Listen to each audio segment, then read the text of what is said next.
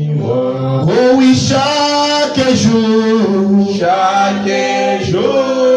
chaque nuit, par la force du Saint-Esprit, bénis-moi, mon Jésus, bénis-moi. Oh oui, parle-moi,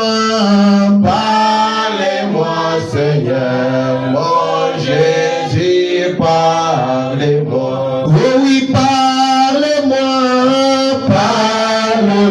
Seigneur, mon Jésus, parle-moi. Oui, Jésus, parle-moi, chaque jour, chaque nuit, par la force du Saint-Esprit, parlez-moi, mon Jésus, parlez-moi. Oh oui, chaque jour,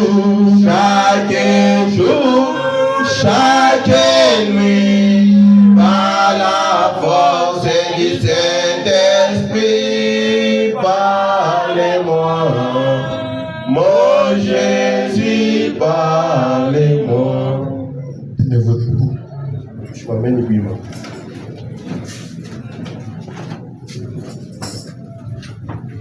Dieu bien-aimé,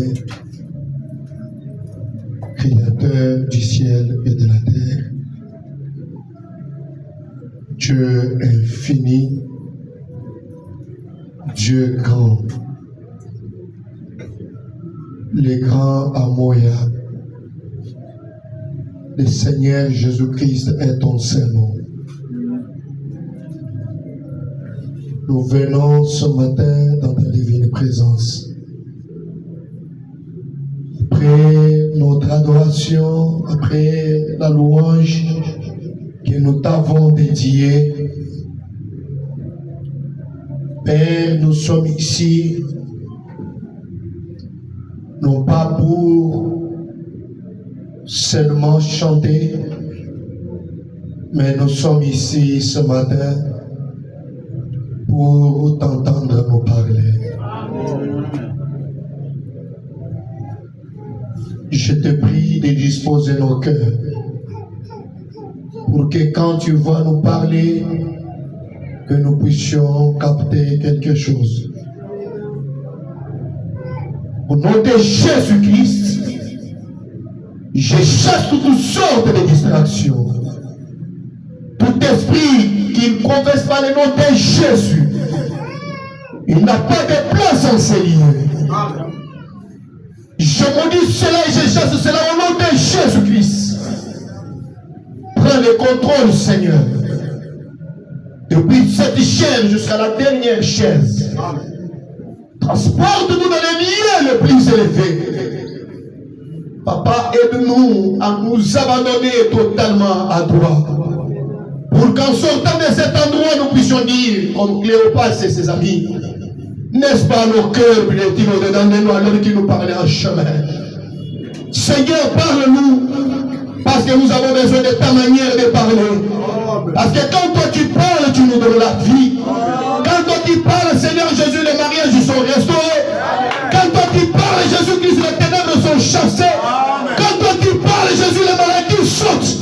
Quand toi tu parles, Jésus, les infirmités, oh Seigneur Jésus-Christ, il marche. Nous nous attendons à toi. Prends le contrôle, Jésus, sur la réunion de ce matin. Parle même à un enfant, Seigneur. Oui, Seigneur, fais cela. Nous voulons lire la parole. Nous voulons que toi, l'auteur de la parole, tu puisses descendre au milieu de nous, afin que tu nous connectes à ton esprit.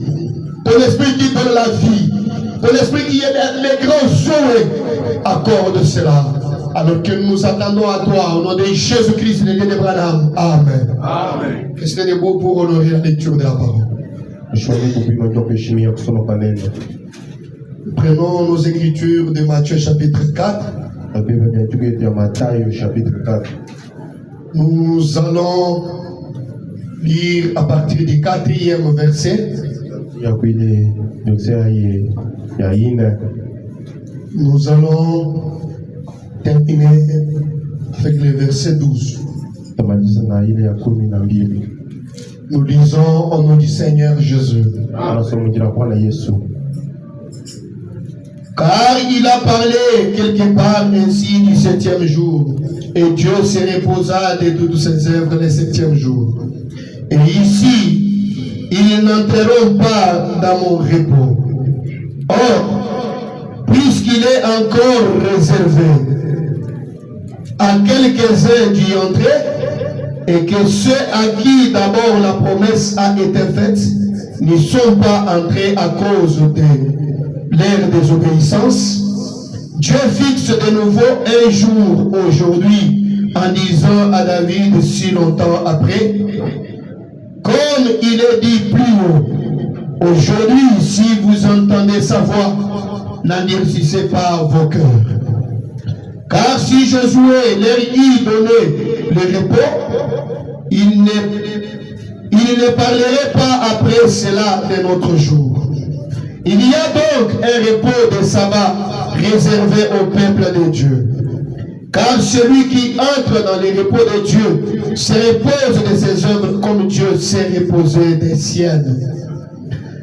Efforçons-nous donc d'entrer dans ces repos, afin que personne ne tombe en donnant le même exemple de désobéissance. Car la parole de Dieu est vivante et efficace, plus tranchante qu'il ne peut quelconque à des tranchants, pénétrante jusqu'à partager âme et esprit, jointure et moelle, il juge les sentiments et les pensées du cœur. Amen. Amen. Veuillez vous asseoir. Nous ajoutons notre écriture de Matthieu.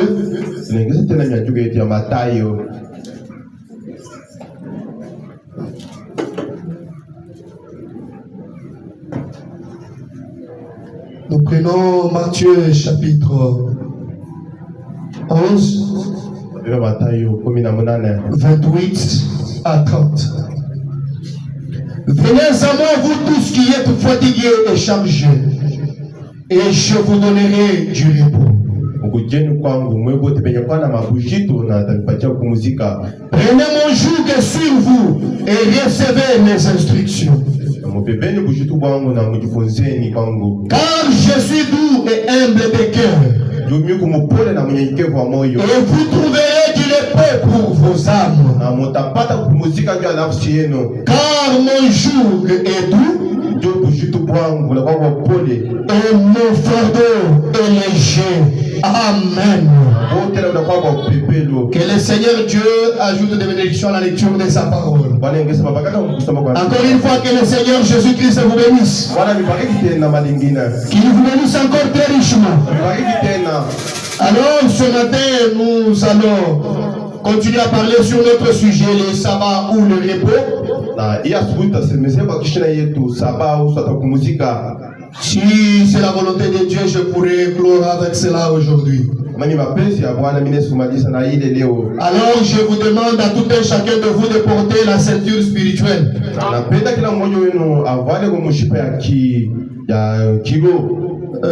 Avant que je ne puisse aborder mon sujet, j'aimerais dire quelque chose que William Branham dit. William Branham dit, à des fois, on ne prépare pas une prédication qui doit faire mal aux gens. Amen. Amen. Mais lorsque Dieu place sa parole sur nos cœurs, nous comprenons que c'est ça ce qui vaut pour répondre aux besoins du peuple.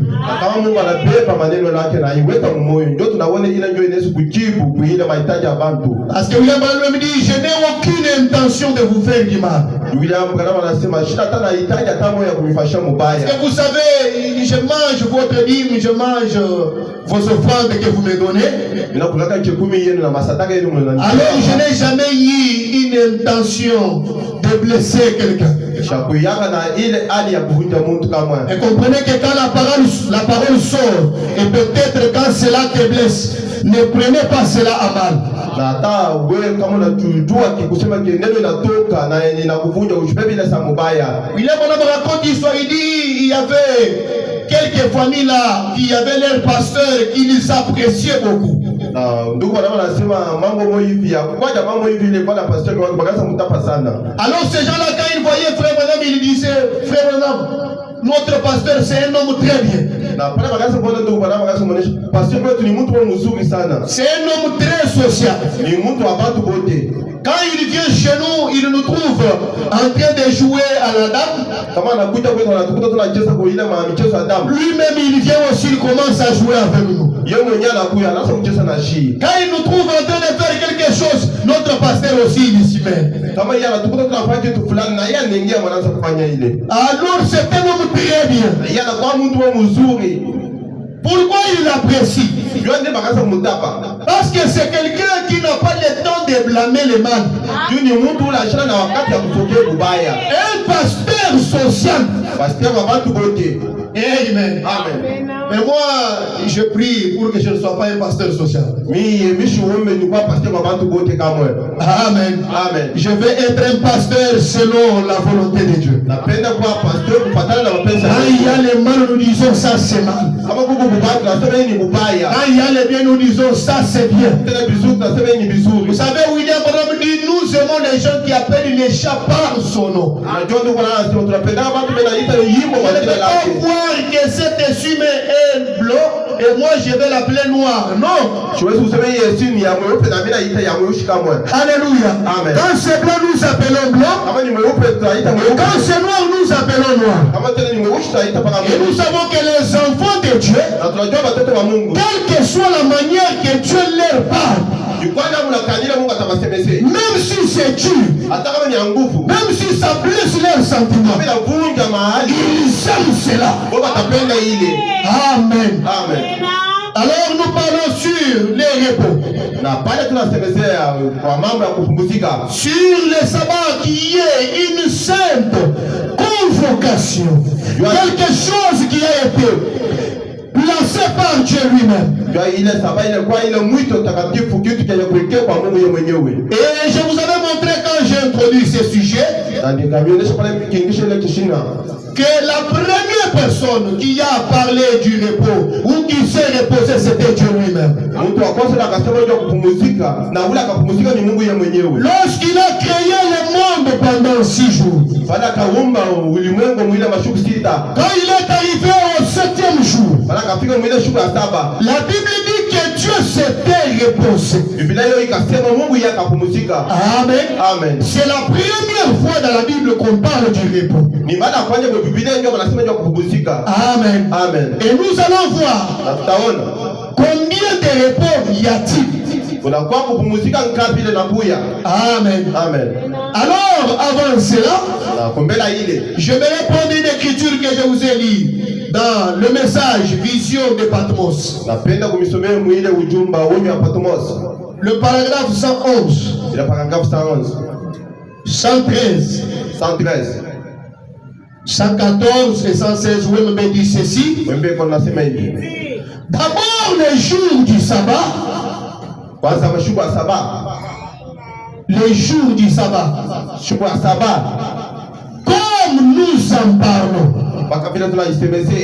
Les jours du sabbat, ce n'est pas observer un certain jour.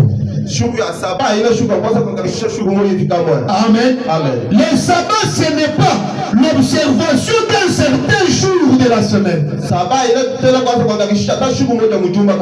besoin de marcher ensemble avec vous. William Branham dit, nous n'avons aucun commandement qui nous dit d'observer les samedis comme les sabbats. J'ai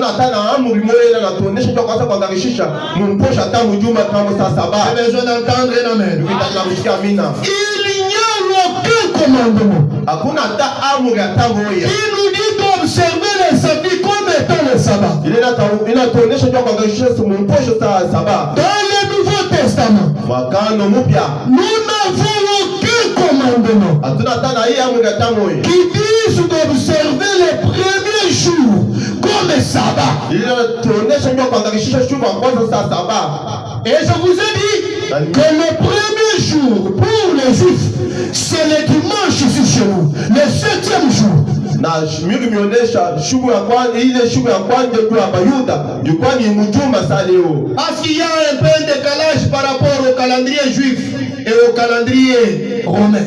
Ndio na kwa kule kusungumza kwa ile mambo ya kalendria ya Bayuda na Roma. Alors même dans la parole écrite de Dieu, hata mungene yenye kuandikiwa ya Mungu, il n'y a pas un commandement qui précise qu'on doit observer un certain jour de la semaine comme étant le jour du sabbat. Amen. Amen. La Bible dit dans Hébreux chapitre 4, si Josué leur y donnait le repos, il ne parlerait pas après cela d'un autre jour. Si Josué leur avait donné le repos, la Bible n'allait pas parler d'un autre jour. Parce que la Bible dit que le peuple d'Israël avait manqué d'entrer dans ce repos-là à cause de leur incrédulité. À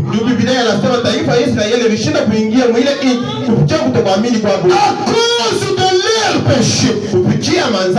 À cause de leur doute vis-à-vis de la parole de Dieu. Alors si Josué leur avait donné ce repos-là, on n'allait pas parler de notre jour. Et William Branham dit ceci, que Josué, c'est le type du Saint-Esprit. C'est Josué qui plaçait chaque tribu d'Israël dans sa patrie, dans son coin de terre.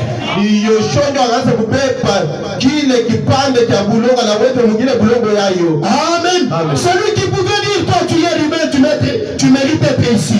Toi tu es Issachar, tu mérites être ici. Toi tu es Zabulon, tu mérites être ici. Mais à cause de leur incrédulité, Josué ne leur avait pas donné ce repos-là.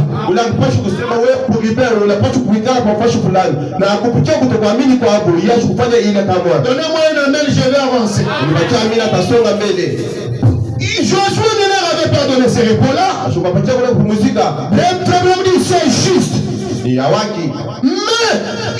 reste un repos. Il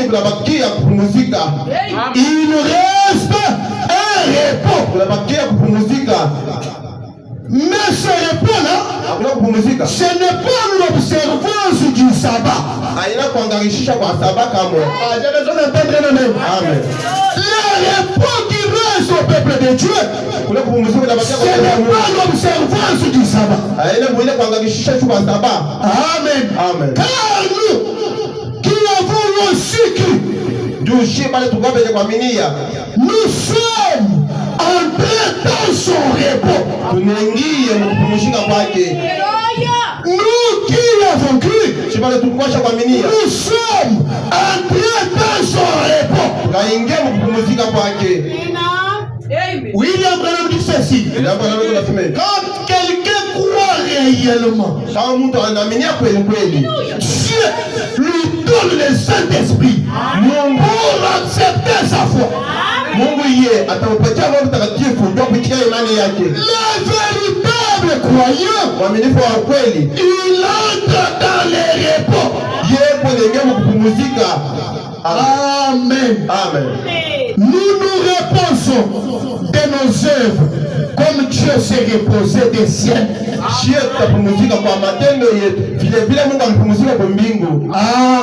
Amen. Remarquez, les jours du sabbat, Dieu fit la terre en 6 jours.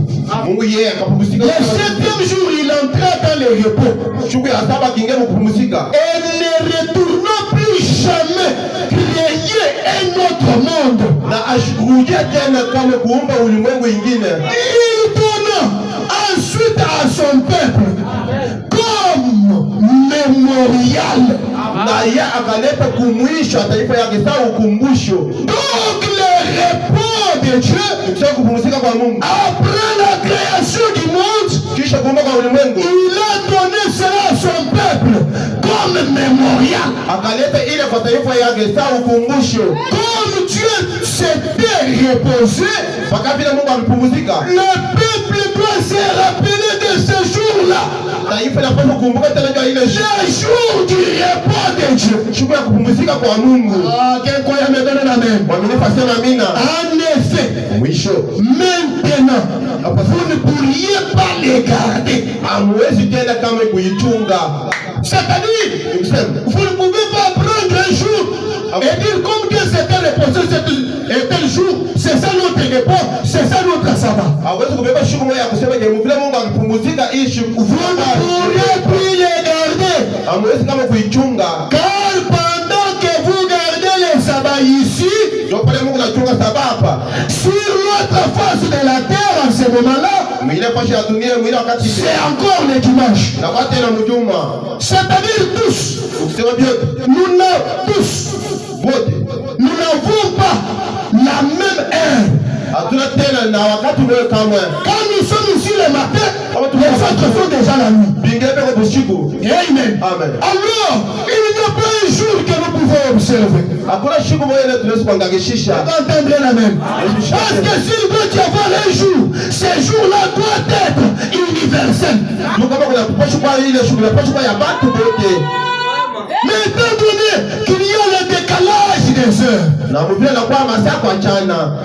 il n'y a pas un jour quelconque du sabbat. Hakuna tena shughuli inaangagisha sababa kama. C'est là que nous avons vu les prophètes dire aux adventistes Ndio kama tunaona nabii anaonyesha Waadventista que ce n'est pas le 7e jour, le 6e que vous avez pris comme étant le jour du sabbat. haina hata ile shughuli ya sita hata ile ya saba sana. Même nous les chrétiens qui adorons le dimanche, ce n'est pas le dimanche le jour du sabbat. Hata shia Bakristo haina mjuma ndio ile Amen. Amen. Nous adorons le dimanche, Tunaabudu mjuma. c'est pour commémorer la résurrection de notre Seigneur Jésus. Ndio kufufua kule kufufuka kwa Bwana yetu Yesu Kristo. Et Branham dit c'est ce qui met la différence entre les chrétiens et ceux-là qui ne croient pas en Jésus. Ndio yenyewe inaweka kuwatanisha kwa Bakristo na wale waamini Yesu. Les gens qui nient la résurrection n'adorent pas le dimanche. Bakristo wale wanakataa ufufuko hawakutange mjuma. C'est-à-dire, les martyrs ne croient pas la résurrection. Kama pia waamini yake ufufuko. C'est-à-dire,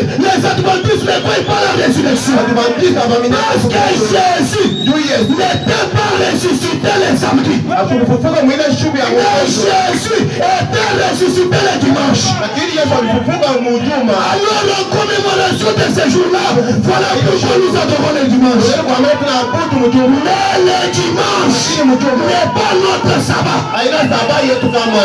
Amen. Je ne répète rien. Na isemeze mzuri. Le dimanche n'est pas notre sabbat. Ndio haina sababu yetu. Le samedi n'est pas notre sabbat. Kama mposha haina Il n'y a pas un jour de la semaine qui est notre sabbat. hakuna hata shughuli ya mjuma ile inakuwa sababu yetu. Alléluia. Amen. William Branham dit, Ndio maana les sabbats, Sabbat. ça veut dire les repos. ni kusema kupumzika. Amen. Amen. Et la Bible dit, Na Biblia inasema celui qui entre dans ce repos, unatengema kupumzika kule. il se repose Yatapumzika de ses œuvres kwa matendo yake. comme Dieu lui-même Mpaka vile Mungu yeye mwenyewe s'était reposé des cieux. akama kupumzika kwa mbingu.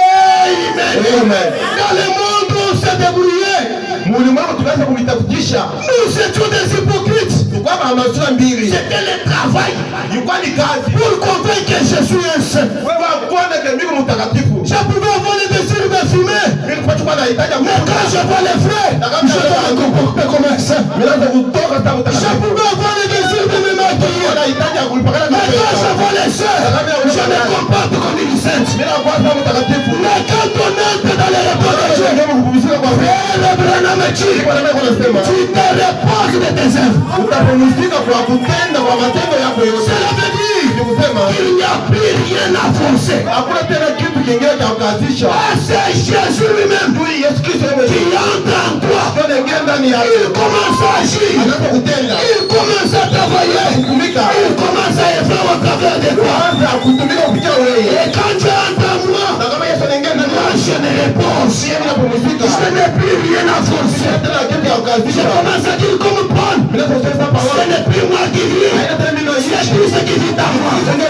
n'est plus moi qui parle, c'est Christ qui parle à moi. Ce n'est plus moi qui agis, c'est Jésus qui agit à moi. Amen. Moi, j'ai besoin de ce sabbat-là. Na ile saba ile. Amen. Fais-le-moi un amen. J'ai besoin de ce repos-là. Na kule kupumzika. Béni soit le nom du Seigneur. Aujourd'hui, nous voyons les gens, les soi-disant croyants, du lundi au samedi, il est en train de faire des bêtises. Alors quand il arrive le dimanche, il va aller voir les prêtres. Prêtre Wani, mon prêtre, mais Moudou tu vois, j'ai marché mal. Je me suis prostitué. Je fais ça et ça. Je suis venu de tout ce qu'il fait là, c'est parce qu'il sait. Après la messe, il va manger la communion. À cause de nos il faut réciter les péchés. Ça, ce n'est pas la confession. La confession, c'est faire demi-tour de la vie qu'on avait menée. Et après avoir mangé la communion, dès qu'il sort là, la terrasse qui est en face, des biens. Mais il vient de manger aussi. C'est quoi ça? Les œuvres des hommes. C'est quoi ça? Il n'a pas encore eu le sabbat. Alléluia. Amen. Alléluia. Amen. Quand on reçoit le sabbat, il y a une crainte sainte qui entre en toi.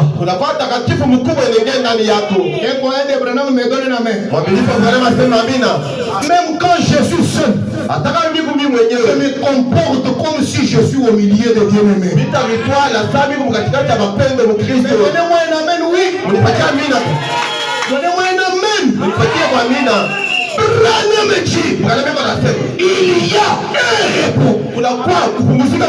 Il y a les sabbats réservés au peuple de Dieu.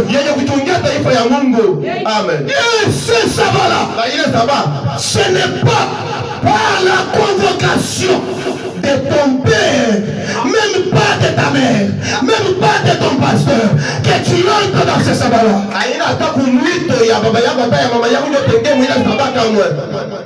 Mais ce sabbat-là, on n'y entre pas l'invitation de Jésus.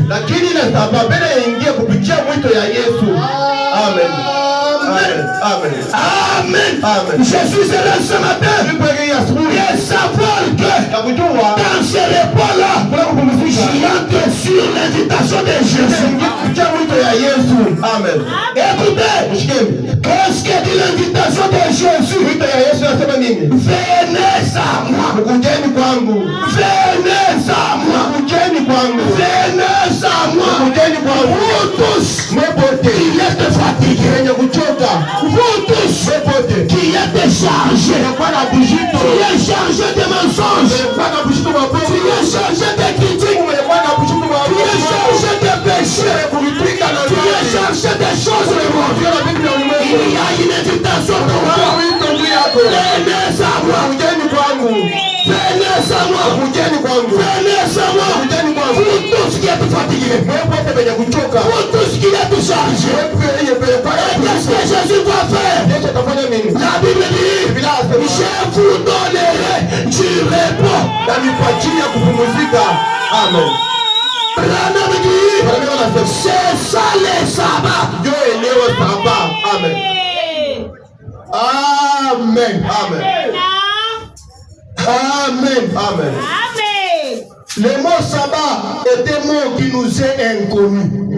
Il signifie Il signifie repos. inasema tu kupumzika. C'est un mot hébreu qui signifie jour du repos. Ile na kwa inasema siku ya kupumzika. Ndio mtango wa kupata Branham Amen. On ne travaille pas.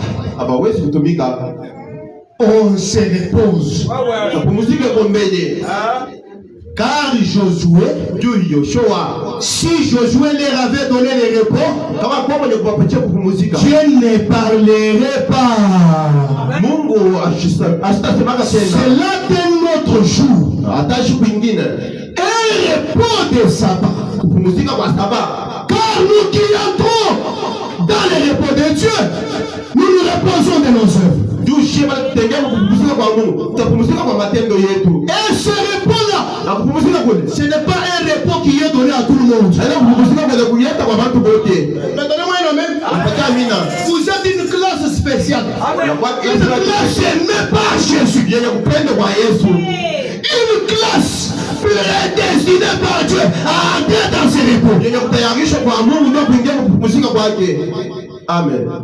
Car c'est à qui ce repos-là a été promis. Ceux-là à qui la promesse a été faite. On n'a pas trouvé la foi. Amen. À cause des petits problèmes qui étaient arrivés dans le désert. Seigneur, c'est ce que tu nous as fait. Nous étions en Égypte là calmement. Mangeons. Ils vont notre eau boueuse du Nil. Mon cher. Il m'a déçu la vie. Quand il a ce message, il couille à Yves. Si je savais que le message c'était comme ça, je n'allais pas croire. Mais je ne peux pas venir. Non, mon groupe. Les choses deviennent difficiles. Non, non, moi j'ai la solution. Bien mis pour la Dieu. Nommons un chef. Retournons en Égypte. À cause de cela, la Bible dit ils ont manqué d'entrer dans les repos. Amen. Amen. Amen. Maintenant, je ne peux pas parler du repos comme un repos, seulement repos. Je dois connaître ce que c'est même le repos. Et ça va même là, c'est quoi? Vous êtes là? Dans le message Hébreu chapitre 4. Prêché le 9 septembre 57. Point 186. Le repos, qu'est-ce? Quand le repos est-il venu?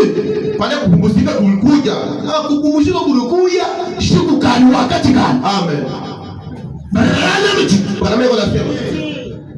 Quand les gens ont parlé en d'autres langues. Amen.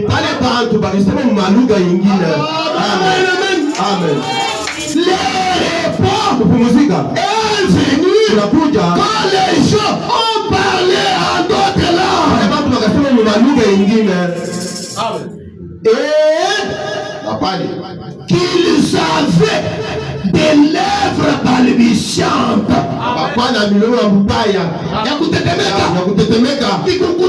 Amen. Alléluia. Amen. Des lèvres balbutiantes. Il ne disait rien. Alléluia. Amen. Il balbutiait. Alléluia. Amen. Le repos est venu. Quand les gens ont parlé en d'autres langues. On pouvait voir quelqu'un qui faisait. Les autres qui regardent, ils disent il est ivre. Alléluia. Amen. Et pourtant, ce n'était pas l'ivresse. Amen. Qu'était ce frère Branham? C'était la venue du repos. Amen. Et où ça? Dans la chambre haute. Acte chapitre 2. chapitre 10. Le verset 38. Le verset 38. Le verset 39. Le verset 39. Ils étaient là, dans la chambre haute. Mais les gens qui les regardaient, ils sont pris. Laissez-moi te dire ce matin, par la puissance du repos, tu peux être renversé, tu peux rouler par terre. Et celui qui est à côté de toi, ça c'est l'ivresse. Il veut se montrer. Qu'est-ce qu'il veut nous faire voir? Et pourtant, c'est la venue du repos. Amen. Parce que quand ce repos est venu, les choses se sont comportées d'une manière étrange devant les hommes. Le repos est venu, les gens ne contrôlaient plus leurs habits. Ils pouvaient pleurer, les monstres pouvaient lui couler des scellés, la salive pouvait lui sortir de sa bouche. C'est quoi ça? Les repos. Amen. Amen. Amen. Amen. Laissez-moi. Si tu me vois, la salive me sortir de la bouche. Ne t'intéresse pas à cela. Si tu peux me voir tomber par terre, et cela ne te concerne pas. Parce que mon repos est déjà venu. Amen. Amen. Les gens ont parlé en d'autres langues. Ils ne parlaient pas des choses que les autres connaissaient. Ils balbutiaient.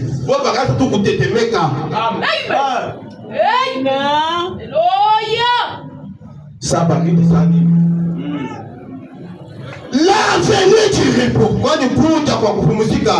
Je prie le Seigneur que quelqu'un ce matin puisse expérimenter ce sabbat. Parce que quand tu expérimentes cela, tu n'oublieras jamais ces jours-là. Amen. Amen. Il ne disait rien, il balbutiait. Quand c'est arrivé, les jours de la Pentecôte, quand le Saint-Esprit est venu, le sabbat est venu pour la première fois dans la chambre haute. Lorsque le Saint-Esprit est descendu, Amen. Amen. Quittons les traditions, quittons les dogmes des gens, quittons tout ce que les gens ont formé par leurs propres pensées, entrons dans la pensée parfaite de Dieu.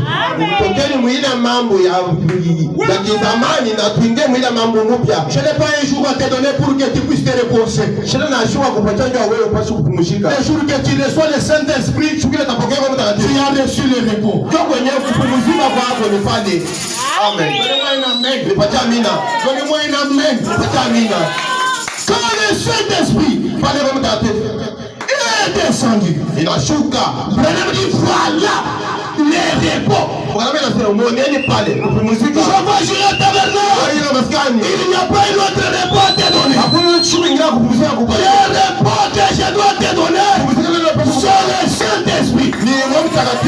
Amen. Quand il entre dans ton cœur, tu te reposes.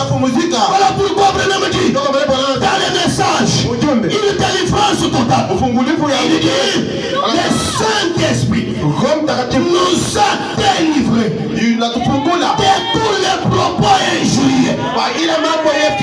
Le Saint-Esprit nous a délivrés de tous les critiques. Le Saint-Esprit nous a délivrés de toutes les choses du monde. Le Saint-Esprit nous a délivrés du péché. Amen. Il n'a plus à forcer. Je suis dans mon repos. Que je sois seul, que je sois Lubumbashi, que je sois Kolwezi, que je sois au Kassai, que je sois aux États-Unis, que je sois en Suisse, partout je peux me retrouver. Le monde n'a plus de puissance sur moi. J'ai vu sous le contrôle du surnaturel la grande colonne de feu, la portion dans mon âme. Il me fait agir comme Jésus. Il me fait parler comme Jésus. Là où je pouvais me dire, je peux regarder quelqu'un lui. Que Dieu te bénisse. Là où on m'a fait du mal, moi je fais le bien. Là où je suis critiqué, j'aime.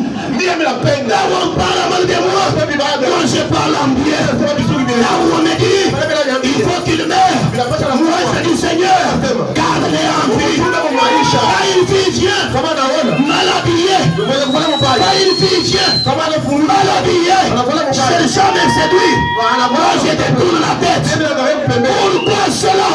Je suis un pèlerin, je suis un voyageur, je ne suis pas de ce monde. J'ai fait au ciel, j'ai fait au ciel, j'ai fait en Cana. Je ne regarde pas aux choses du monde. Qu'est-ce qui peut me faire faire cela? Les sabbats dans mon cœur, les repos dans mon âme, le Saint-Esprit dans mon âme. Oh, je vais jurer. Que veux-tu que je te dise? Sous le sang de bouquet de taureaux, avec l'ombre du Saint-Esprit qui était sur lui. Je dis bien, avec l'ombre du Saint-Esprit. Je dis bien, avec l'ombre du Saint-Esprit. Joseph, devant la femme de Potiphar, il a fui. Amen. Il n'a pas dit. D'ailleurs, je suis jeune. D'ailleurs, le chef n'est pas là. Ça veut dire que le chef est chez nous. Mais Joseph, il a fui. Avec l'ombre du sang. Amen, amen. Amen. Donnez-moi un amen. La robe que Joseph portait, c'était le symbole du Saint-Esprit.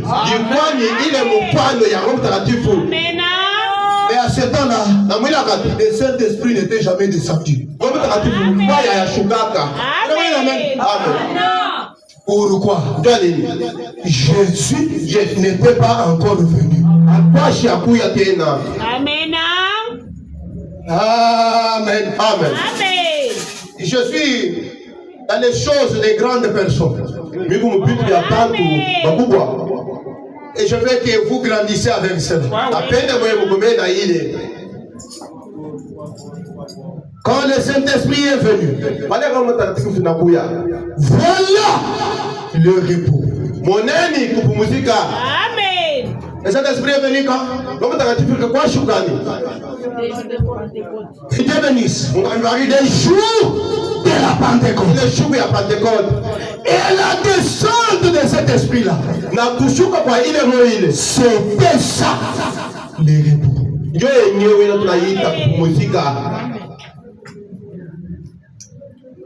Le Saint-Esprit, Jésus a dit, venez à moi, vous tous qui êtes fatigués, et je vous donnerai du repos. Branham dit, je vous donnerai la vie éternelle. Quoi? Zoé. La vie même de Dieu. Amen. Venez à moi, vous tous qui êtes fatigués, et je vous donnerai du repos. Quoi ça? La vie éternelle, la vie même de Dieu, la vie sauvée. Et je vous pose la question ce matin. Est-ce que Jésus avait insulté? Non. Le Seigneur vous bénisse. Après la fatigue, est-ce que Jésus avait commis adultère? Est-ce que Jésus avait volé quelque chose de quelqu'un? Quand tu dis à Jésus, Jésus te donne les repos. C'est-à-dire le même genre de vie qui était en lui a été reçu dans les croyants. Amen. Ce n'est pas de la magie. Ce n'est pas de la magie. C'est pour cela que ce message est venu. Amen. Amen. Zoé, la vie même de Dieu. Dieu entrant en vous et sera une partie de vous. Amen. C'est ça le message. Le repos, c'est la vie de Dieu entrant en vous. Donnez-moi la main, mes frères et sœurs. Ne dormez pas, nous sommes le matin. La vie même de Dieu entrant en vous et fait de vous une partie de Dieu. Amen. Dieu n'a pas de partie faible. Notre Dieu, il est tout puissant. Mes frères, donnez-moi un amen. Notre Dieu, il est tout puissant. Cela veut dire, quand la partie de Dieu entre en moi, qu'est-ce que moi je deviens? Je deviens tout puissant. Amen. Alléluia. Oh, que le Saint-Esprit prenne cela. Et qu'il le fasse sentir en vous. Je ne plaisante pas, je n'ajoute rien dans la parole. C'est Branham qui dit cela. Je n'ai jamais eu de partie forte et de partie faible. Pour Dieu est tout puissant. C'est-à-dire quand je suis dans le corps mystique de Jésus, si même je suis un ongle, c'est-à-dire je suis tout puissant. Même si je suis le cheveu, je suis tout puissant. Même si je suis un orteil, je suis tout puissant. Que je sois une oreille, je suis tout puissant. Parce que la partie de Dieu est à moi. Amen. Alléluia. Maintenant, on peut ensorceler Dieu. Mes soeurs, vous n'avez pas répondu. On peut ensorceler Dieu. C'est-à-dire si on t'ensorcelle, tu n'as pas encore eu Dieu. Prouve Dieu, tu ne seras jamais ensorcelé. Amen. Béni soit le nom du Seigneur. Quand le Saint-Esprit est en moi, on ne peut pas m'ensorceler. Quand je marche, c'est Dieu qui marche. Quand je dors, c'est Dieu qui dort. Quand je travaille, c'est Dieu qui travaille. Cela veut dire, j'ai le contrôle de tout endroit là où je suis agréé. Parce que la Bible me dit, pour lier, découlera la plante de ton pays. Je te donnerai ta possession. Je dis bien tout lié. Je dis bien tout lié. Je dis bien tout lié. Qu'il y ait des sorciers, qu'il y ait des magiciens, qu'il y ait des francs-maçons, qu'il y ait des occultistes, qu'il y ait la rose et quoi. Quand j'y arrive, je possède. Je mange le tabernacle. Ce matin, l'oracle de l'Éternel. Possédé. Possédé. Possédé. Possédé. Possédé. Possédé. Là où tu piétines, possédé. heshima ile. Parce que ce n'est pas un homme, ce n'est pas une femme, c'est Dieu lui-même sous la forme d'une femme, c'est Dieu lui-même sous la forme d'un homme qui est en train de marcher. Amen. Je ne suis pas n'importe qui. Je ne suis pas n'importe qui. Moi, sachez, ayant cru cette parole, ce message de William Branham, Branham m'a dit, Dieu m'a suscité, mais pas pour former des églises.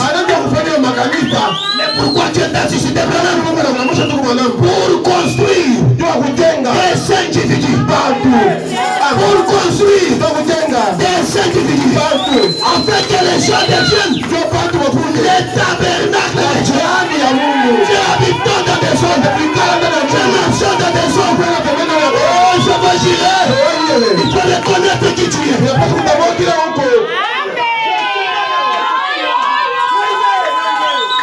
faut reconnaître qui tu es. Tu plais. Parce que tu ne connais pas qui tu es. C'est comme une personne qui est dans une rivière, mais en train de mourir de soif. Alléluia. Ne mourra plus de soif. Ne te fais plus de soucis. Il n'y a qu'une seule chose qui m'intéresse moi. C'est que Dieu a dit de moi. Amen. Je suis un Dieu. Amen. Amen. Je suis un Dieu. Amen. Ma soeur, je ne dis pas que vous êtes des déesses. Vous êtes des dieux. Sous la forme des femmes. Tu es ce toi qui malade, c'est le foufou. C'est Dieu qui malade, c'est le foufou. Quand tu les cibles les amis, ce n'est pas n'importe qui. C'est Dieu qui les cible les amis.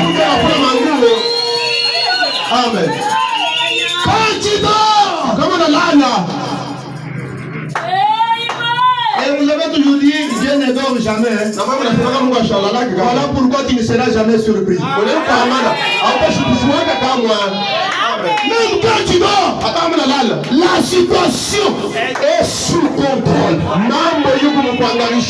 Les caméras du ciel sont toujours braquées sur toi. Les radars du ciel sont en train toujours de veiller sur toi. Oh, je vois girer. Que ça ne te dérange pas. Tu n'es pas n'importe qui. Amen.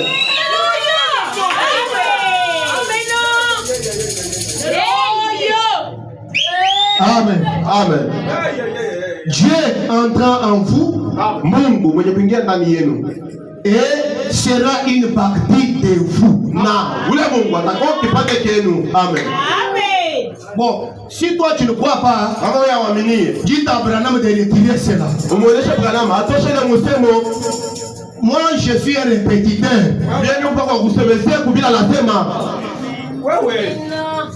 Car moi ici qui est venu, je ne sais pas de quel village, dont les ancêtres ne connaissaient même pas Dieu. Je trouve aussi grâce devant Dieu pour devenir une partie de Dieu.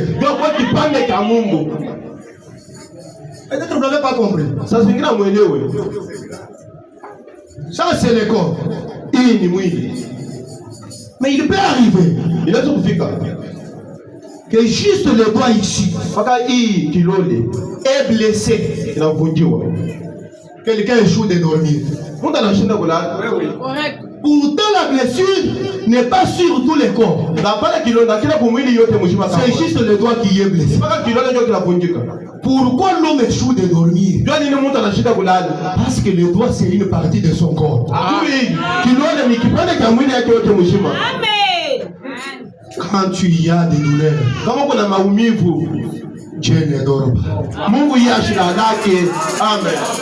Amen. Quand tu as des problèmes, Dieu se soucie toujours. Parce qu'une partie de Dieu est malade. Alléluia. Amen. Parce qu'une partie de Dieu n'est pas en parfaite santé.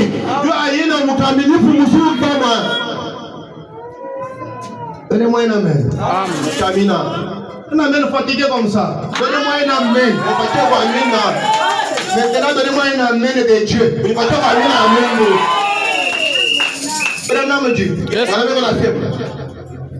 Il y a 3 repos. Hein? Oui. Combien de repos? 3. La première,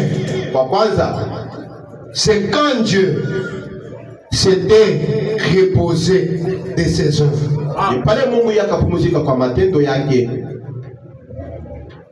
Quand Dieu s'est reposé de ses œuvres, c'était le 40e repos. Hein? Non, nous sommes dans l'enseignement. C'était le premier repos.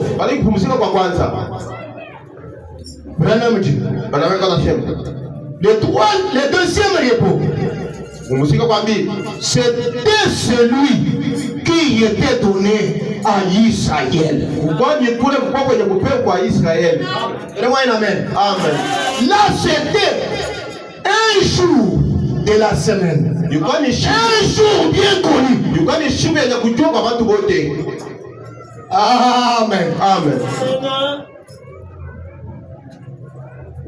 Et le troisième repos, c'est le repos que Dieu donne à son peuple, à son épouse. Donnez-moi un amen. Premier repos, le repos de Dieu. Deuxième repos, le repos d'Israël. Le troisième repos, c'est celui qui est donné à son peuple. Et là, Dieu est parfait en toi. Les chiffres 3, c'est le chiffre de la vie. Cela veut dire que toi tu n'es pas n'importe qui. Le troisième repos, c'est le repos qui te concerne. Le repos qui concerne les croyants. Le repos qui concerne les élus. Le troisième, la vie. Maisha. Zoé. Dieu lui-même entre dans sa créature. Donnez-moi un amen. Voilà pourquoi Jésus disait, je ne vous laisserai pas orphelins. Pour vous, il vous a avantagé que je m'en aille. Quand je serai allé, je vous enverrai un consolateur. Écoutez, que le monde n'a pas connu. Abraham dit, le monde ce n'est pas celui-ci. Le monde c'est les incrédules. Les incroyants. Je vous donnerai le consolateur, le Saint-Esprit que le monde n'a pas connu. Mais que vous connaissez. Parce qu'il était au milieu de vous. Il a marché avec vous. Comme étant Emmanuel. Dieu parmi son peuple. Écoutez, la mission de Dieu, ce n'est pas de se limiter parmi son son peuple. Laissez peut entrer dans son peuple. Entrer dans son peuple pour leur donner les repos, pour leur donner les sabbats. Amen. Amen. Amen. Branham dit, c'est le même message Hébreux chapitre 4. Chapitre 4. Au point 187, 88. Le point 187, 88. Maintenant, regardez bien. C'était le troisième repos qu'il donnait. Le premier, Dieu l'a reçu.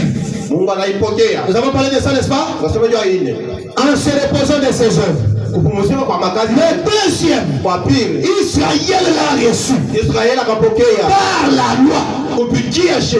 Le troisième, l'Église l'a reçu par une partie de Dieu.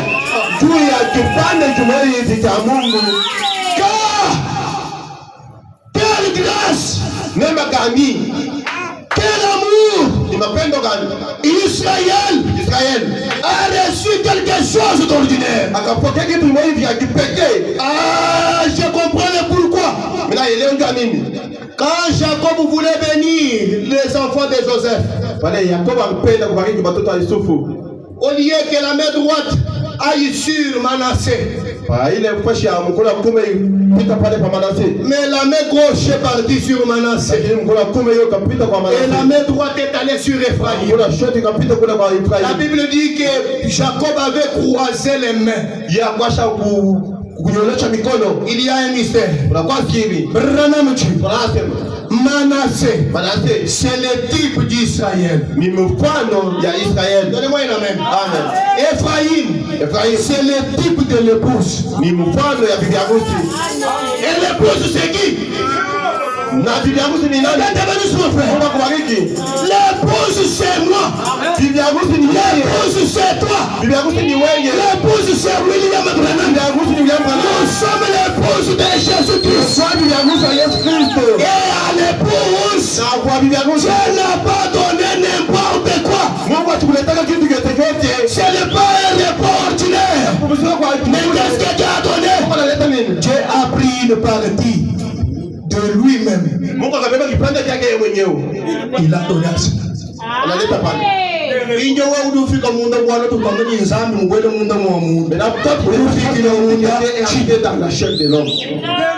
Une partie de Dieu. Une partie de Dieu. Alléluia. Est entré. Voilà le repos pour l'église. Pas n'importe quelle église. Ce n'est pas les Malemba. C'est pas les Tatumton. C'est pas le Tatu Gamada Spiritum Santo. Mais l'église, c'est son épouse. Donnez-moi une amen. L'homme et la femme sont un. Christ et son épouse sont un. Voilà pourquoi le repos de l'église, c'est la partie de Dieu entrant dans son église.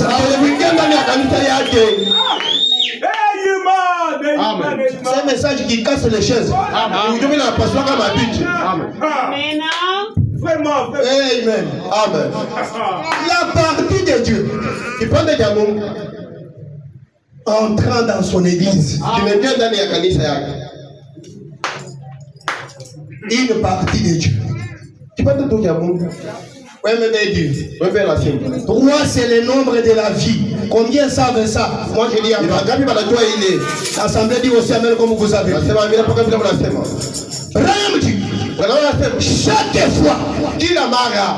que vous voyez 3, c'est la vie. C'est pas ça? Amen. Regardez dans la naissance naturelle. La première des choses, quand une femme veut mettre au monde, les sœurs, pardonnez-moi, c'est l'eau. La deuxième chose, c'est le sang. La troisième des choses, c'est la vie. C'est-à-dire l'enfant en soi qui sort. Branham dit, chaque fois que vous voyez trois, c'est le nombre de la vie. Dieu a travaillé dans trois dispensations. Il a travaillé comme fils. Il a travaillé d'abord comme père, comme fils, puis comme le Saint-Esprit. Et dans la marche chrétienne, il y a trois étapes. Premièrement, il y a la justification. Donnez-moi une amen. Il y a la sanctification. Et enfin, il y a le baptême du Saint-Esprit. Et le baptême du Saint-Esprit, c'est quoi? C'est la vie de Dieu. Dans les croyants. Trois, c'est le nombre de la vie. Il est trois. Ni nombre ya uzima. Amen. Amen. Oui. Maintenant, je descends. C'est trois qui sont les trois étapes de la marche chrétienne, ont été représentées. La justification par l'idée, la sanctification par Wesley, le baptême du Saint-Esprit par Romain Calvici, William Marion Branham. Au cours des âges, le Saint-Esprit est allié par les fleuves dénominationnels. Parce qu'il y avait des dogmes, parce qu'il y avait des credos, le Saint-Esprit ne pouvait pas être libéré.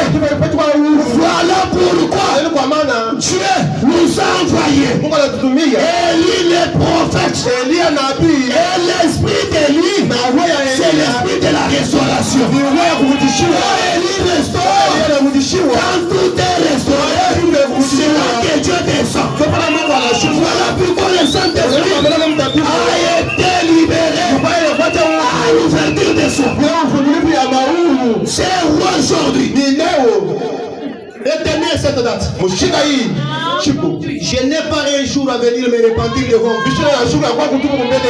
Le véritable Saint-Esprit n'est pas nulle part ailleurs.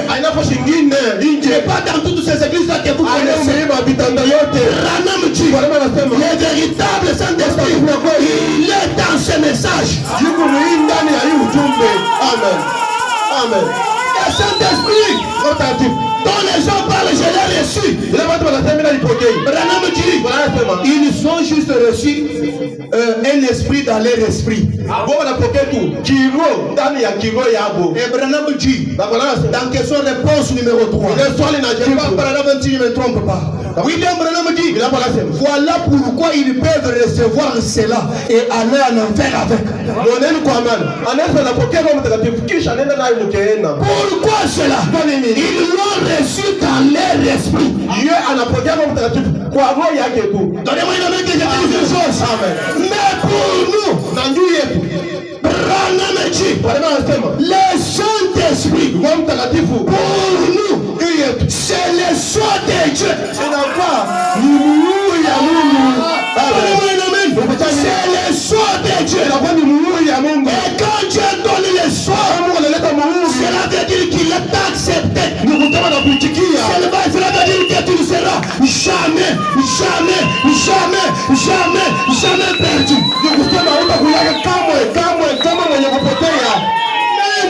Maintenant, ce Saint-Esprit, on ne le reçoit pas dans la pensée. On ne le reçoit pas dans l'esprit. Branham me dit, Dieu, c'est l'âme. Amen. Parce que c'est c'est l'âme. Ni nafsi Qui est la partie de l'homme lumière. ndio kinakuwa kipande cha mtu mwenye kwa huru. C'est l'âme Ni nafsi qui a été créée à l'image de Dieu. ndio kwa ile kuomba kupicha ya Mungu. C'est-à-dire, Ni kusema Dieu reconnaît l'être qui est en vous. Mungu anatambua mtu mwenye kwa ndani yako. Tu es ma fille. Huko biti wangu. Tu es mon fils. Huko kijana mwanaume wangu. Reçois les sons. Pokea Mungu. Et quand tu parles, Na kama unasema ce n'est pas n'importe qui na parle. Mungu ataota anasema. Quand tu parles, c'est Dieu lui-même qui parle. Mwenyewe anasema. Voilà les gens Mweneni bana. qui ont droit à Matthieu 18. Wanakuwa na mapasho kwa Mathayo 18. 18 papa. Ce que vous lierez sur la terre, Na mtafunga pa dunia. je le lierai au ciel. Na mie kupingu. Donnez-moi un amen, papa. Pokea mina. Donnez-moi un amen, mes soeurs. Pokea mina na dada ni ubiri. Quand tu reçois le repos dans mon âme, Dieu kupumzika ndani ya nafsi. il y a droit au Matthieu 18. Unakuwa na mapasho kwa Mathayo. Quand tu parles, Kama nasema Dieu reconnaît ta parole. Mungu anatambua misemo yako. Ah, c'est mon enfant. Huyu ni mtoto yangu. Ah, c'est une partie de moi. Hii inakuwa ni kipande changu. Comme moi, je ne peux pas échouer. Kwa vile mimi siwezi kushindwa. Lui non plus ne doit pas échouer. Na yeye kamwe ashitashindaka. Et Dieu se débrouille. Mungu akitafutishe. Il regarde ce que tu avais prononcé. Angalia vile wewe kwacha kusema. Il accomplit cela. Yatimize kwa vile unasema. Toi, tu commences à faire comme quelqu'un qui se réveille de son sommeil. Wewe unasema sasa mtu unalala kama kushikishi. Seulement comme j'avais dit. Mpaka vile mimi nilisema. Joji. C'était Dieu qui a parlé au travers de toi. Ni Mungu akisema kupitia wewe. Amen. Si vous appréciez cela, acclamez très fort pour le Seigneur.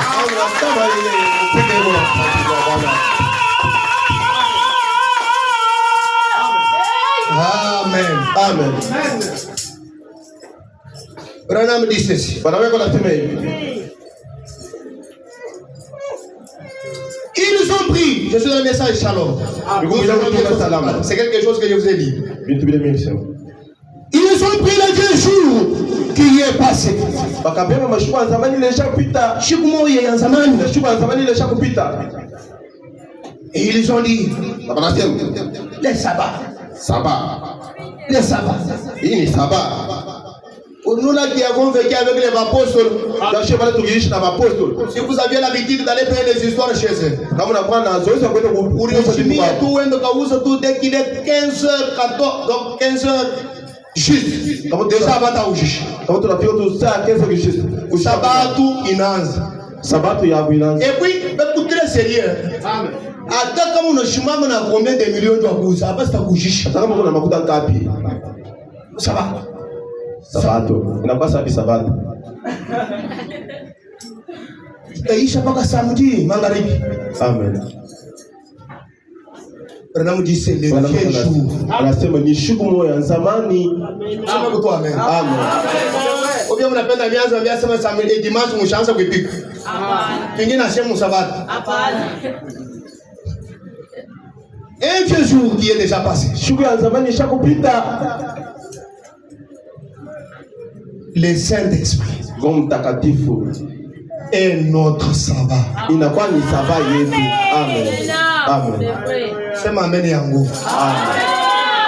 Est-ce qu'on peut le dire avec moi? Usiseme pamoja na mimi. Le Saint-Esprit Roho Mtakatifu est notre sabbat. ndio inakuwa ni saba yetu. Regarde celui qui est à côté de toi. Il y a les autres qui dorment. Angalia pale pale kumpembeni yako. Bigina bela la. Tu dois moucho que lui dit dans la chini. Et on peut jouer au modèle on va moucho. Le Saint-Esprit Roho Mtakatifu est notre sabbat. ndio inakuwa ni saba yetu. La Bible dit, venez à moi. Ngojeni kwangu. Amen. Amen. Branham dit, Bwana wangu nasema, je vous donnerai les sabbats à votre âme. tanipatia saba nafsi yenu. Ça c'est l'interprète de la Bible qui parle. Ile yenye ndio tafsiri kwa Biblia. Venez à moi dont Jésus a parlé. Mkujeni kwa kule Mungu anasema sasa. Le repos dont Jésus a parlé là, Kupumzika kule Yesu anasema sasa. c'est le sabbat. Il est sabbat. Non pas pour le corps. Non pas pour l'esprit. Mais pour vos âmes. Pourquoi les âmes?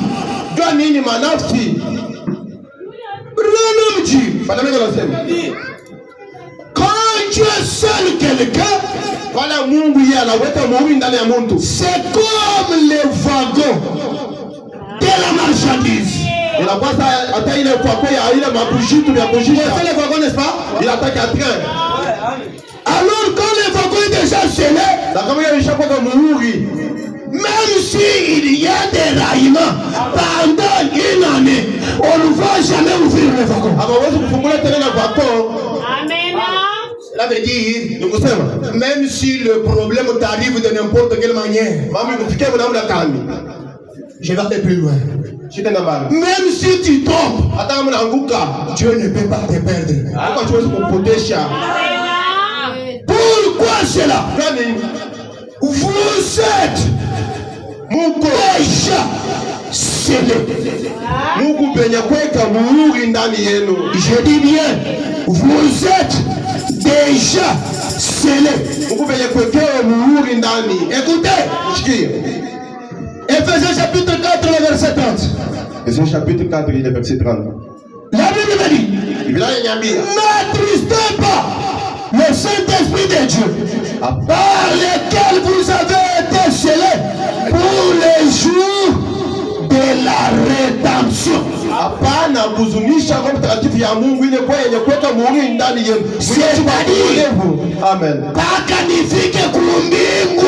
seulement dès que je vais arriver au ciel, c'est ça la destination. Nous balabala Amen. ma destination, c'est le ciel.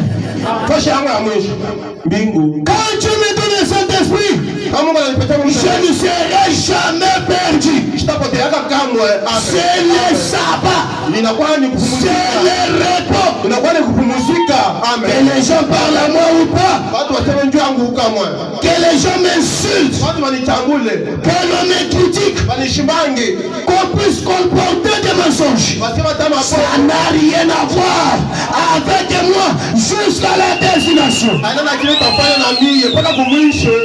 Amen. Donnez-moi un amen. Donnez-moi un amen. Amen. Amen. Le même message, paragraphe 54. Maintenant, l'élément de réflexion est celui-ci.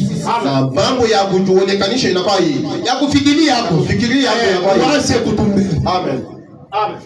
Si nous sommes en chemin vers le repos, nous sommes en chemin, n'est-ce pas?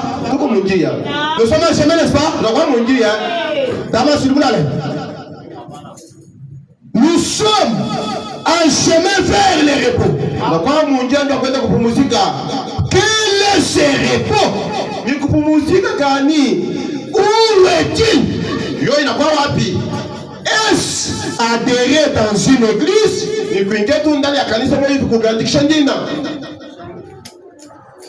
Déporter tes plus beaux vêtements? Les repos là.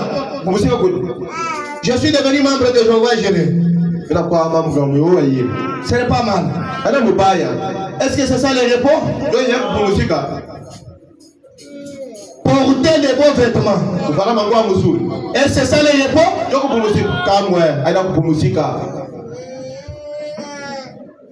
Est-ce de devenir membre d'une plus grande église?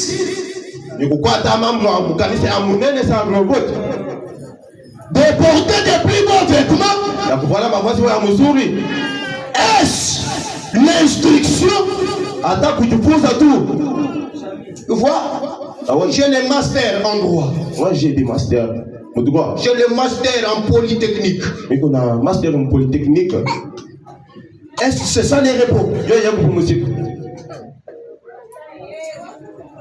Est-ce l'argent pour que nous puissions cesser de travailler et nous allonger et nous reposer jusqu'à la fin de nos jours. Ni makuta ndio shie kwacha mkulala na kwanza kufikia mwili mashuko yetu ya maisha yote. Ce n'est pas cela. Aina ile le repos kupumzika, c'est le Saint-Esprit dans l'âme. ni Roho Mtakatifu ndani ya nafsi. Très bon amen, mes frères et sœurs. Amina. Ça veut dire que quelqu'un peut avoir beaucoup d'argent, Mtu anaweza kuwa na makuta mingi, mais il n'a pas le repos. achana kupumzika. Il peut avoir beaucoup d'instructions, Anaweza kujifunza mais il n'a pas le repos. achana kupumzika. Tout comme tu peux être pauvre, Unaweza kuwa tu maskini, n'as pas le repos. hakuna kupumzika. Tout comme tu peux avoir beaucoup d'argent, tu n'as pas le repos. Kupumzika hakuna. Le repos, c'est le Saint-Esprit. Kupumzika, Roho Mtakatifu ndani ya nafsi. Amen. Amen. Amen. Amen. Amen. Dans le message, Ujumbe la dédicace, prêchez les 11, 62. yenye kupiga mwili tarehe 61 62. 62 Je suis au point 37 et 38. ndio mwili kwa 37 na 38. Weme Beji. Qu'est-ce que dit? Ama Antonio fait una namba nzuri. Et quand ce corps avait été offert en sacrifice, Pale ile mwili kwa yenye kusulubisha l'agneau parfait.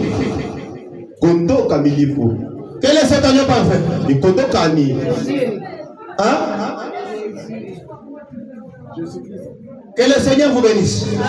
L'agneau parfait Kondoo kamilifu a été offert en sacrifice. ni kwa yenye kufanya sadaka. De là est donc sorti point. Ni kuile ndio inatokea shimaliza kusema Dieu veut dans son propre corps. Mungu yeye anakuja mwili yake ya kweli. Écoutez, Mshikie. qui était son épouse, Ile ilikuwa bibi harusi wake. et il y avait 120 temples que Dieu avait créés. Na kukwa maskani mwa hivi na Mungu akwasha kuumba 120. ile 120 Où ça? nini Dans la chambre haute. ile chumba ya Yuda Qui était prêt ile kwa tayari pour la dédicace. ya dédicace. Amen. C'est-à-dire, pour recevoir ce repos, Donc pour kupumzika il faut que tu sois prêt. inapaswa wewe mwenyewe unakuwa tayari. Préparé Amen. Unajitayarisha kwa kwanza pour recevoir la dédicace. kwa kupokea ile dédicace. Amen. Branham dit, Bwana yako anasema ce temple-là, ile maskani ile desquels toute incrédulité était ôtée. ile kutokuamini kote kwa yenye kutoshwa Dans la chambre haute, na chumba ya juu. il n'y avait pas d'incrédulité. Amkwate na mambo kutokuamini. Amen. Amen. La Bible dit, tous étaient d'un commun accord. Chipote tulikuwa mu mapatano. Bote. Hapa na mama shibote. Amen. Tous étaient d'un commun accord. Bote tulikuwa mu mapatano. L'incrédulité avait été ôtée. Kutokuamini kwenye kutosha. Ils se rassemblèrent dans la chambre haute Wakajikusanya mwile chumba ya juu kabisa et attendirent pendant 10 jours les services de dédicace. na wakachunga mwile mashuku 10 mwile kazi ya dédicace. Voyez les disciples, hein? Na wanafunzi. Voilà pourquoi Branham dit quand vous êtes sérieux avec Dieu, Dieu devient sérieux avec vous. Amen. Amen. 10 jours. Mashuku 10 Basi mpaka ulifungi. ndani ya nyumba. Mais kama tu tunasema hapa sema leo ni journée de prière. Mais il anasema hadi kuna magaji. J'ai beaucoup de travail. Mais les disciples, Na temba la puzi. 10 jours Mashuku 10 enfermés, wenye kulifungia. non pas avec les doutes, Hata kushikia mais tous d'un commun accord. wote tu kupatana. Le Saint-Esprit vient là où il y a l'unité. Le Saint-Esprit entre dans le cœur qui est disposé, un cœur qui est sanctifié.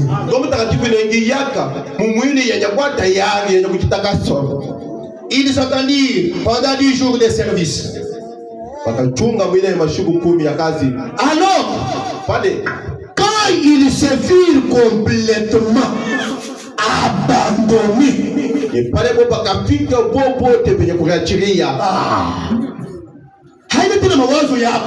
c'est pas comme tes pensées. je pense que j'arrive maintenant à une partie un peu, qui est un peu dure. Parce qu'aujourd'hui, les gens qui pensent, ils se font déjà une pensée du Saint-Esprit, comment ils doivent les recevoir. Amen.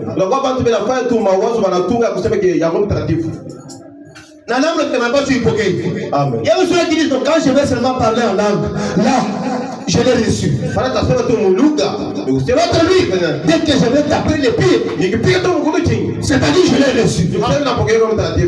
L'autre lui, quand je vais crier, là je l'ai reçu. L'autre lui dit, si je tombe, ce n'est pas cela. Il dit complètement abandonné. Une personne qui s'abandonne, c'est-à-dire il n'a plus rien à faire. Il ne se débrouille pas.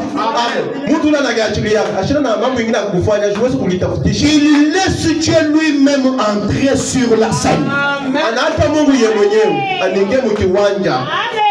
Quand il fut abandonné, Dieu descendu une fois de plus dans la gloire et la Shekinah et remplit toute la maison là où il s'est trouvé.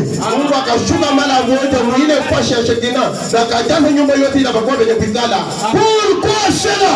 Ils s'étaient abandonnés. Ils sont libérés leurs pensées. Ils s'étaient d'un commun accord. Il n'y avait pas d'écriture, pas de médisance, pas qu'il m'a regardé. Ils s'étaient tous abandonnés. À cause de cet acte, la même gloire de la Shekinah qui était descendue dans le temple de Salomon est descendue une fois de plus dans la chambre haute. Mon frère, ma soeur, ne te débrouille pas. Abandonne-toi tout simplement. Abandonne-toi tout simplement. Laissez-moi vous dire, la masse d'argile ne peut pas dire au potier, fais-moi un vase d'honneur. Ou fais-moi un vase d'usage vil. J'ai besoin d'entendre un amen. J'ai besoin d'entendre un amen. Ce matin, considère-toi comme un morceau de métal entre les mains du forgeron. Amen. Et qui est le forgeron? C'est Dieu qui est le forgeron. Donnez-moi un amen. Donnez-moi un amen. Donnez-moi un amen. Quand le forgeron a un morceau de métal, il peut dire, ça j'ai fait la machette, ça c'est le fer à repasser, ça c'est la casserole, ça c'est le coupe-coupe. Tout ce qu'il y a dans sa pensée, c'est ce que le forgeron doit reproduire. Ce matin, ton forgeron c'est Dieu. Celui qui te travaille c'est Dieu. Et à Dieu, on ne donne pas des injonctions. À Dieu, on s'abandonne. Seigneur Jésus, je m'abandonne à toi. Fais-moi comme tu veux. Si tu veux que je sois un paillasson dans ton préparation, fais-moi Seigneur. Si tu veux que je sois un taboulé, Seigneur, si tu veux que je sois une cuillère, Seigneur, Amen. Amen. Pourquoi tu donnes des ordres à Dieu? Dieu, c'est ton Père. Donnez-moi un amen. Amen. Donnez-moi un amen. Amen. Ce n'est pas toi qui as la vision sur Dieu. Mais c'est Dieu qui a la vision sur toi.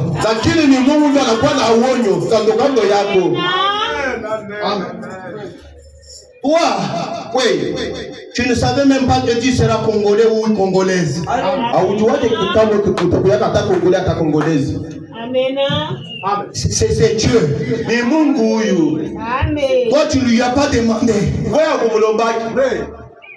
Ainsi, pour ce sabbat, pour ce repos, abandonne-toi à Dieu. Amen. Amen. La gloire de la Shekinah entrera dans ton âme.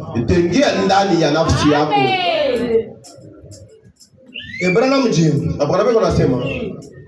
quand on parle de la gloire de la Shekinah, on ne peut pas parler de cette gloire-là si Dieu est absent. On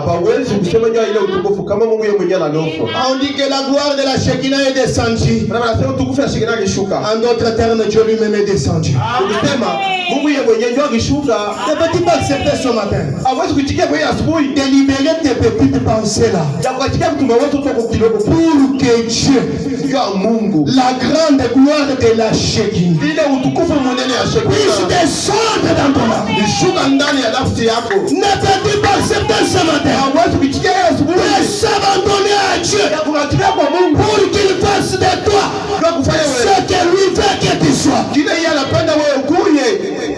Voilà comment tu empêches à Dieu d'agir en toi.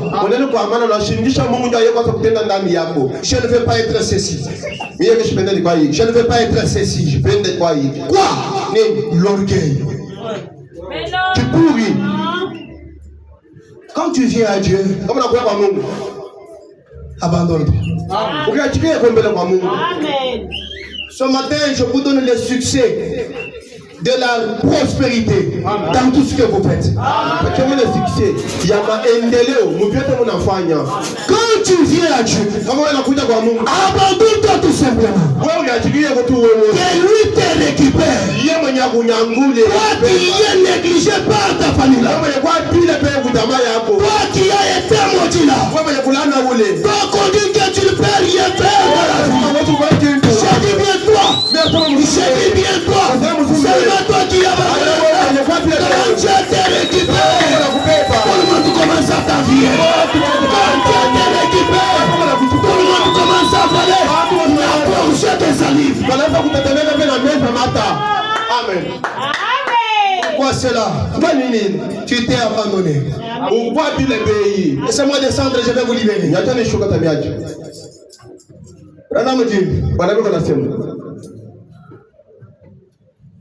Dieu est descendu une fois de plus dans la gloire de la Shekinah et remplit toute la maison où il s'est trouvé. Que fit Dieu de la même manière que l'arche, sanduku ya kando, que l'arche reposait sur ses propres socles. Amen. Amen. Pour le message de ce jour-là, écoutez, Dieu reposa dans son propre canal. Amen. Amen. Amen. Dieu reposant dans son propre canal. Écoutez, non pas dans une dénomination. Donnez-moi un amen. Amen. Donnez-moi un amen. Amen. Non pas dans une dénomination. Ou Dans un bâtiment fait de mains d'hommes. Hata mwile nyumba yenye kujenga kwa mikono ya Mungu. J'aime ça. Napenda ile. L'Éternel Dieu n'habite pas dans des maisons faites de mains d'hommes. Asiwezi kuikala mnyumba ya kujenga kwa mikono ya bantu. Le jour de la Pentecôte, Jour ya Pentecôte, la gloire de Shekinah est descendue. C'était Dieu dans son propre canal. ilikuwa ni Mungu kwa fashi yake mwenyewe. Écoutez, Shikeni. pas dans un bâtiment fait de mains d'hommes. Haina mnyumba ya kujenga kwa mikono ya Mungu. Mais où est-ce qu'il était habité, frère Branham? Akikala wapi ndugu bwana? Mais dans le cœur de l'homme. Lakini ndani ya moyo ya mtu. Dieu a habité dans le cœur de l'homme. Akikala ndani ya moyo ya mtu. Frère Branham dit, il entra dans son dernier jour. Akiingia mwenye mashimo yake ya mwisho. Amen. Écoutez, Mshikeni. ainsi Na hivi que l'avait dit le prophète Joël, mpaka vile akisema kwa nabii Joel, il arrivera que dans le dernier jour, utafikaka mwile mashimo ya mwisho. écoutez, Mshikeni. je répandrai Mitamwanga ma Shekinah ile Shekinah, sur toutes les chair. ile Shekinah yangu kwa mwili yote. L'Éternel Kwa milele. avait déjà parlé par Joël Akweza kusemezea kwa Joel. qu'au dernier jour. Mwile mashimo ya mwisho. Est-ce que nous sommes dans les derniers jours? Mwile mashimo ya mwisho. Est-ce que nous sommes dans les derniers jours? Mashimo ya mwisho. Si nous sommes dans les derniers jours, Mashimo ya mwisho. l'Éternel avait promis Kwa milele akilata. que dans les derniers jours, Mashimo ya mwisho. dans les derniers jours, Mashimo ya mwisho. il répandra Ye atamwanga Shekinah, ile Shekinah.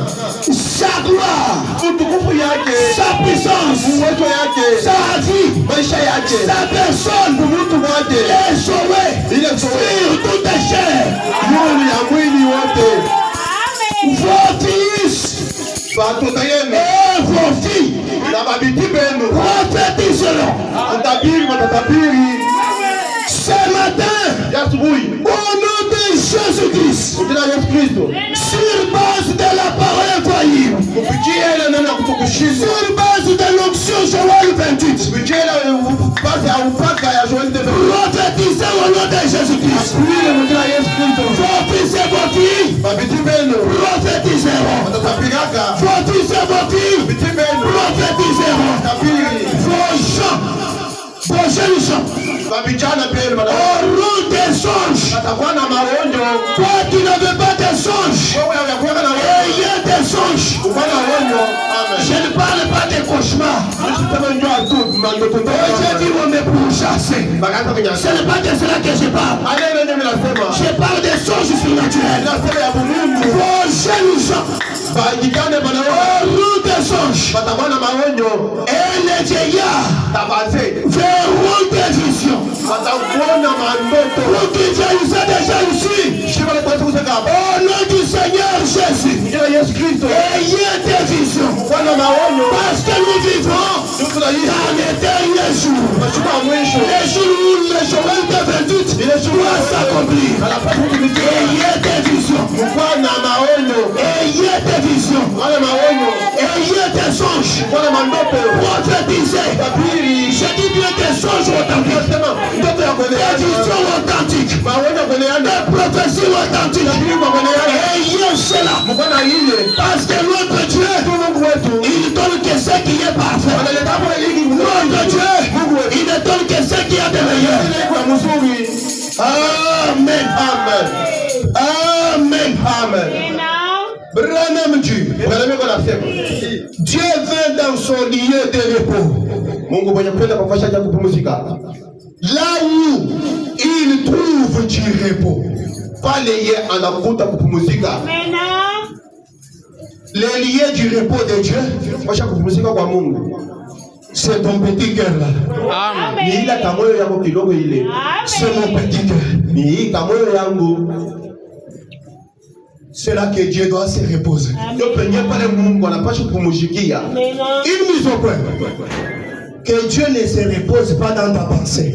Mungu Fermez le téléphone. Mungu asipumzikie mawazo yako. Quelqu'un ne se repose pas dans votre esprit. Mais qu'il se repose dans vos âmes. Amen. Donnez-moi un amen. Amen. Dans son lieu de repos, là où il trouve du repos, Dieu aime se reposer dans ton cœur. Vous êtes en train de faire son travail. Dieu veut se reposer dans ton cœur. Amen. Même si tu construis un bâtiment quittant Ubemba jusque du marché, Dieu n'habitera plus jamais dans ce bâtiment. Mais il aime habiter dans ton cœur. Amen. On raconte une histoire. Il y avait un artiste.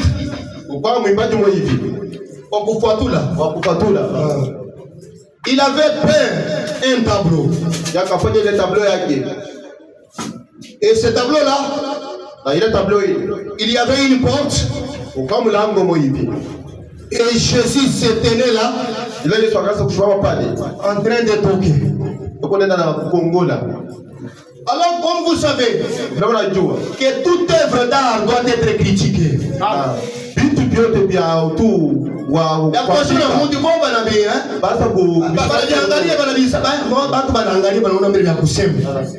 Alors, on a appelé un critique. Il regarde, il dit bon, je vois tout tu y as bien fait. Jésus, tu l'as très bien fait. Amen. Même la porte aussi. Je peux te donner 8 sur 10. Je ne te donne pas 2 parce que tu n'as pas mis le poignet là où Jésus devrait ouvrir. On a poignet. Il est poignet. Alors l'artiste dit, tu n'as pas compris mon tableau. Le poignet ne se trouve pas à l'extérieur. Le poignet se trouve à l'intérieur. C'est celui qui est à l'intérieur. Quand il entend Jésus toquer, c'est lui qui ouvre pour que Jésus puisse entrer. Et laissez-moi te dire, Jésus ce matin se tient à la porte de ton cœur. Il se tient à la porte. Il est en train de toquer. Et c'est à toi d'ouvrir. Ceux qui ont fongoli, ceux qui ont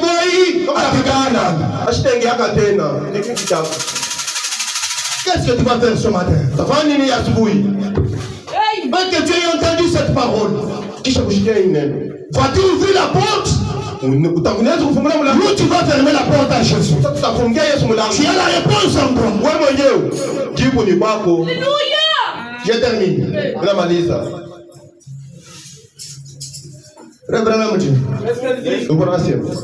Dans les messages, les réalités infaillibles de Dieu, ou les réalités infaillibles du Dieu vivant, prêché le 26 juin 60, paragraphe 224. Et quand ils furent complètement abandonnés,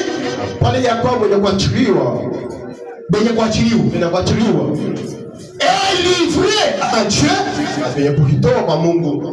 Dieu leur a donné la réalité de la Pentecôte. ukweli ya Pentecôte. Venir à l'église, Kuja kukanisa ce n'est pas un péché. haina dhambi, Mais venir à l'église, lakini kuja que kukanisa cela ne soit pas pour vous le point final. ishuka njo kwa shene ya mwisho kamwe. Si tu peux Kama unezi abandonner uliachiliwa, amen, tout ce que tu es, vyote vile huko t'abandonner à Dieu, ukaachilia huko mbele kwa Mungu comme les disciples, kama wanafunzi. Dieu leur avait donné les réalités ou la réalité de la Pentecôte. Mungu yake akawapatia ukweli ya Pentecote. Amen. Il les conduisait. Akasa kubongoza, Il les conduisit jusqu'à la Pentecôte akawaongoza na Pentecote et leur donna le Saint-Esprit. na akawapatia Roho Mtakatifu. Et le voilà sous l'influence de l'Esprit de Dieu, Neno mwili akajikisha Roho ya Mungu, faisant toutes sortes de signes insensés pour les gens. mwenye kufanya manamna ya alama yote ya bumbafu ndio abantu. Laisse-moi te dire, Niache nikuoneshe, tu n'as jamais fait un signe insensé. au yafanya alama ya bumbafu. Au contraire, c'est toi qui regardes les autres. Kwa japo wewe unaangalia vingine. Seulement on chantait là, il tombe là. Mpaka vile yeye ana nguvu. Il tombe, il tape, yes, yes, Yeye yes. anasema yes. Faites très attention. Usopoke. Tu ne sais pas l'esprit qui a pris cette personne-là. Aujue ile roho ilichukua ile mtu. Tu peux blasphémer et ça sera pour toi un péché impardonnable. Unaweza ukufuru hivi na kwanza bila kusamehewa. Usema Yesu iteketeke shida wewe usema Yesu. Amen. Et puis kama mtu analanda tunayuwaka. Amen. Amen. Amen. Hivi ni vya mkimwili. Amen. Hii anafanya ukiro. Quand c'est l'esprit de Dieu, Kama ni roho ya Mungu. on connaît quoi que c'est l'esprit de Dieu. Watu wote watajua nini roho ya Mungu. Mais tu n'as pas à dire quelque chose de mal contre cela. Na wewe hauna na ya kusema ya mbaya kwa ile mambo. Amen. Amen. Amen. Ils ont fait des signes insensés devant les gens. Wakafanya maalama ya bumbafu kumbele bantu. Titiban et titiban. Venye kwa bila tetemeka. Titiban, et vous la pempa. Bila pempa. Et titiban. Bila pempa. C'est comportant drôlement. Wakaanza kulitwala namna roho ya ovyo. Quand quelqu'un saisit pas ses repos, Kama mtu yuko mwenye kushika kwa kule il devient drôle. yeye anakuwa ni wa ovyo. Les autres ne le supportent pas. Na bata hawezi kumvumilia. Mais celui qui est dans le même domaine, Na ule atakuwa il comprend que ça c'est Dieu qui est en action. atajua kusema Mungu ndio yuko mkiwanja. Donnez-moi un amen. Pacha amina. Se comportant drôlement. Atakitoa Et essayant de... na tapima. La Bible dit, où étaient-ils? Ilikuwa ni wapi? Ils étaient sur la grande route. Kwa ni mwile njia munene. Amen. Amen. La Bible dit, c'est pas des hommes aux lèvres balbutiantes. Voilà pourquoi je vous avais dit, Esaïe 20 toute la semaine. Ni kupitia pale bantu babiloma mubaya. Milomo ya kutetemeka. Des lèvres balbutiantes Yeye kwa inatetemeka et un langage barbare. na ile misemo ya ovyo ovyo. Bantu beko nasema sabre na akili. Amen. Regardez comme Jean. Wakaenda ni wani. Les gens sont venus pour écouter la parole. Watu wanakuja ndio kushika neno. Lui il dit, Yeye anasema, race de vipères. Watoto wa nyoka. Mungu watoto wa nyoka. Qui vous a dit de venir? Ni nani anaonyesha ndio kuya? Qui vous a dit d'échapper à la colère à Nani venir? anakuonyesha ndio kwa kisirani? Un langage barbare. Misemo tu. J'allais entendre un amen. Jésus lui-même. Yesu yeye mwenyewe. Il regarde les disciples. Anaangalia Les autres sont partis. Ndiyo maneno. Mais pourquoi vous vous êtes restés? Gani ni mambo ya majia? Pierre regarde et dit, Maître. Baba. Et ils sont partis Wewe manenda. parce qu'ils n'ont pas la révélation. Ndio bana na ufunuo. Nous avons la révélation de qui tu es. Shia tunakuwa na ufunuo ya À kiasi. qui irions-nous? Tunaweza kuenda kwa À qui irions-nous? Tunaweza kuenda kwa nani? Parce que nous avons trouvé que c'est toi qui as les paroles de la éternelle. Tunapata wengi wanakuwa na misemo ya maisha milele. Un langage qui fait fuir les autres. Misemo inaweza kukaribisha vingine. C'est un langage qui approche les autres. Wewe nakaribisha vingine. Les élus ne tiennent pas compte du langage. Hawawezi kuangalia ile misemo. Mais les élus, ils sont dans la symphonie. Anafanya mumwimbo. Ils lisent Dieu entre les lignes. Yeye anasema Mungu mumistari. Quand Dieu parle, Kama Mungu anasema. quand il fait, lui comprend ce que Dieu a dit. Pourquoi cela? Il est dans la symphonie. Mais celui qui n'est pas dans la symphonie, j'étais dans les églises. Je les ai entendus faire beaucoup de bruit. Je n'ai rien entendu. Prochainement, je ne partirai pas. Dans leur église là, on dit frère Branham dit, et dit qu'est-ce qu'il dit. Et il crie beaucoup là. Alléluia. Amen. Mais si tu es dans la symphonie,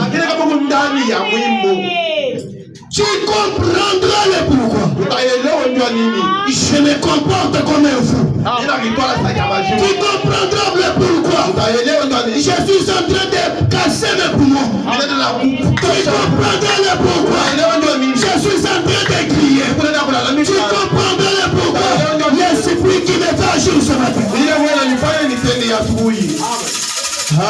Amen. Nous allons nous tenir debout pendant que je lis ceci.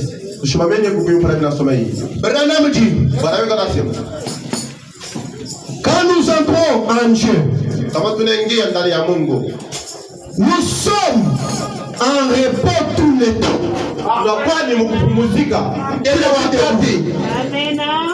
Quand nous entrons en Dieu, nous sommes en repos tout le temps.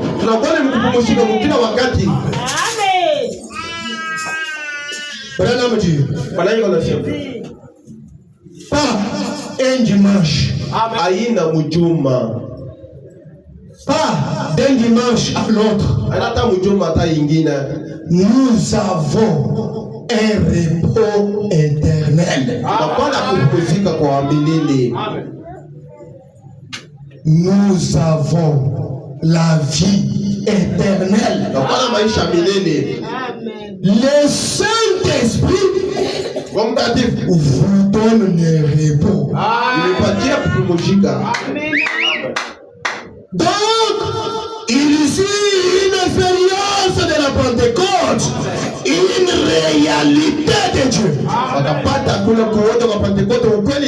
Ils ont trouvé quelque chose. Branham dit, non pas les credos. Les credos ne satisferont pas un cœur affamé. Les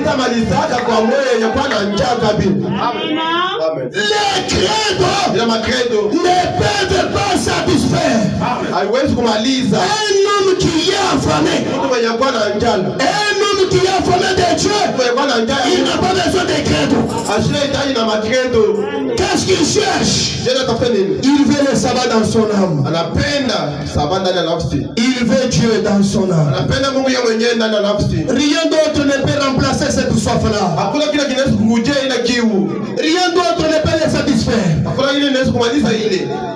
Il a soif de la présence de Dieu.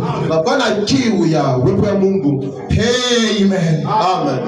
Inscrire le nom dans les registres de l'église ne satisfera pas un cœur qui est affamé. Pourquoi cela? Ils ont été prédestinés par Dieu. Est-ce qu'elle est prédestinée par Dieu ici? Ils ont été prédestinés par Dieu à la recherche de la vie. Amen. Et la vie qui peut te satisfaire ce matin, c'est le Saint-Esprit dans ton âme.